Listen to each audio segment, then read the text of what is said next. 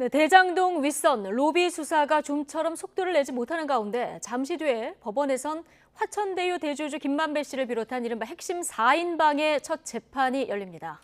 이들이 선임한 변호인만 40명이 넘는데요. 핵심 혐의인 배임죄 성립을 두고 검찰과 치열한 공방을 벌일 것으로 보입니다.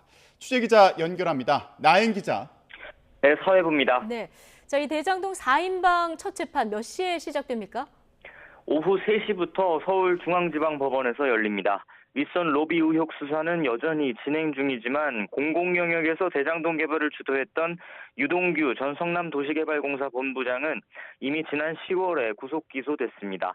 지난달에 먼저 재판이 진행될 예정이었지만 코로나19 여파 등으로 미뤄졌고 그 사이 김만배 씨와 남욱 변호사, 정영학 회계사가 한꺼번에 기소되면서 사건이 병합됐습니다. 검찰에 녹취록을 제출하는 등 수사에 협조해온 정영학 회계사 말고는 모두 구속 상태입니다. 오늘 재판에선 공소 사실에 대한 피고인들의 입장과 입증 계획 등을 확인하는 공판 준비 절차가 진행될 예정입니다. 피고인이 꼭 나와야 하는 건 아니라서 변호인들만 법정에 출석할 것으로 보입니다. 4인방이 지금까지 선임한 변호인은 모두 합쳐 43명이나 됩니다. 이 가운데 김만배 씨 변호인단만 23명입니다. 검사장이나 부장판사 출신 전관 변호사의 대형 법무법인을 함께 선임했고 국정농단 사건에서 최서원 씨를 변호했던 이경재 변호사도 이름을 올렸습니다. 첫 재판을 앞두고 변호인들은 대체로 말을 아끼고 있습니다. 유동규 전 본부장 측은 아직 증거 기록도 받아보지 못했다며 오늘 재판에서 입장을 말할 단계는 아니라고 설명하기도 했습니다. 김 씨 일당은 우선 법정에서 핵심 쟁점인 배임 혐의에 관해 책임을 부인할 것으로 전망됩니다.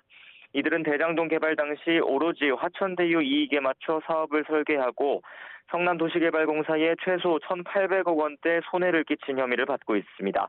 하지만 당시 사업은 미리 정해진 성남시 지침에 따라 설계됐다는 입장을 고수할 거로 보이고 피고인들 사이에 서로 책임을 떠넘기는 모습도 예상됩니다. 동시에 수사 초기부터 핵심 증거로 지목됐지만 신빙성 논란도 끊이지 않았던 정영학 녹취록이 법정에서 공개될지도 관심입니다. 녹취록엔 유동규 전 본부장과 김만배 씨 사이 700억 원 뇌물 약속 혐의나 현재 수사 중인 정관계 로비 의혹 관련 내용이 담긴 것으로 알려졌습니다. 이에 대해 당사자들은 줄곧 허위 혹은 과장된 내용이라고 주장해왔습니다. 지금까지 사회부에서 전해드렸습니다.